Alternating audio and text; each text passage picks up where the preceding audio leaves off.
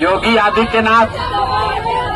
आदित्यनाथ ने अगर ऐसा कहा है कि बिहार में पलायन मुद्दा नहीं है, तो योगी आदित्यनाथ न बिहार आए हैं, न बिहार के लोगों का दर्द उनको समझ में आ रहा है। व्यवस्था बनाइए, बदलाव जरूरी है।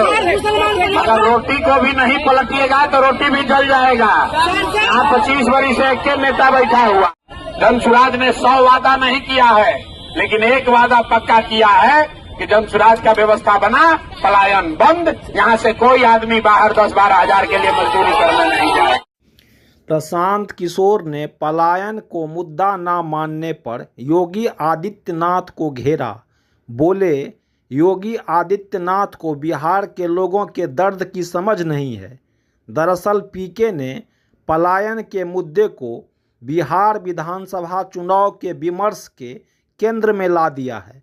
उन्होंने पलायन और रोजगार के मुद्दे को इस कदर बिहार के चुनाव में मुद्दा बनाया कि अब दोनों गठबंधन इसकी बात करने लगे हैं। प्रशांत किशोर का कोई भी चुनावी रैली में शुरुआत इसी से होता है कि यदि जनसुराज की सरकार बनती है तो 10-12 हजार के नौकरी के लिए किसी को बाहर नहीं जाना पड़ेगा। योगी आदित्यनाथ ने अगर ऐसा कहा है कि बिहार में पलायन मुद्दा नहीं है, तो योगी आदित्यनाथ न बिहार आए हैं, न बिहार के लोगों का दर्द उनको समझ में आ रहा है। बिहार के हर गांव से, बिहार का कोई ऐसा गांव नहीं है जहां से 100, 50, 200 लड़के अपना घर परिवार छोड़कर सालों भर पूरे देश में जाकर मजदूरी नहीं कर रहे हैं। तो योगी आदित्यनाथ अगर कह रहे हैं कि बिहार से पलायन नहीं हो रहा है, तो बिहार का एक आदमी भी उससे सहमत नहीं होगा। योगी आदित्यनाथ खाली हिंदू मुसलमान उनको करना है। यूपी में तरक्की हो रहा है और बिहार हम लोग पीछे जा रहे हैं, तो ये लोग मजा ले रहा है।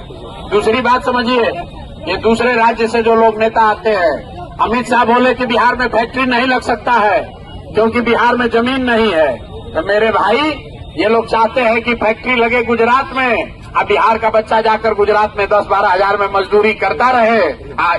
गुजरात का आदमी बनेगा फैक्ट्री में मालिक, अब बिहार का बच्चा बनेगा फैक्ट्री में मजदूर।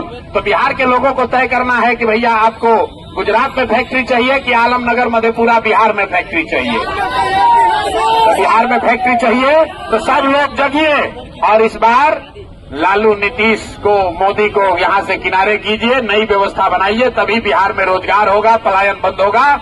जनसुराज ने 100 वादा नहीं किया है, लेकिन एक वादा पक्का किया है कि जनसुराज का व्यवस्था बना, पलायन बंद, यहाँ से कोई आदमी बाहर 10-12 हजार के लिए मजदूरी करने नहीं जाएगा।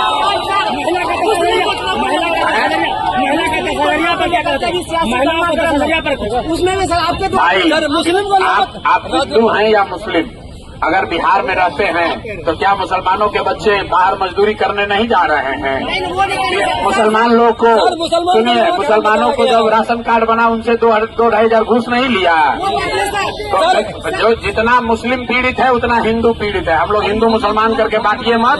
बिहार में जो गरीब है वो सब आदमी परेशान है और वो परेशानी का जड़ है लालू, नीतीश। इनको हटाइए, नई व्यवस्था बनाइए, बदलाव जरूरी है।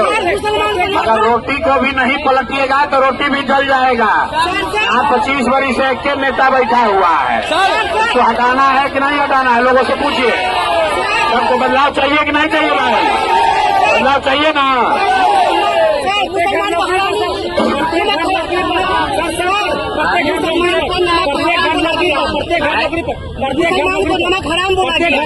अरे भाई, प्रत्येक घर में नौकरी।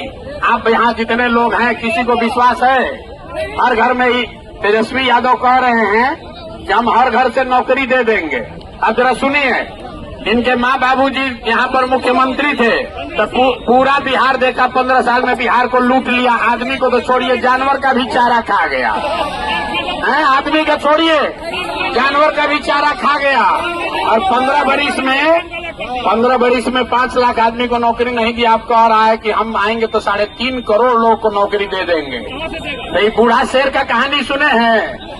शेर बूढ़ा हो जाता है, कहानी में बताया जाता है कि बूढ़ा शेर सोना का कंगन लेकर बैठता है इस चक्कर में कि कोई राहगीर, कोई रास्ता चलने वाला आदमी सोना के कंगन के लालच में आएगा तो उसको खाएंगे।